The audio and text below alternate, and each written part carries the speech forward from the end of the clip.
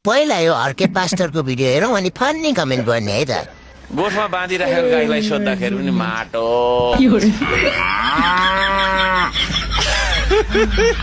हाल चढ्दै गरेको बाख्रालाई सोध्नु माटो भन्छ।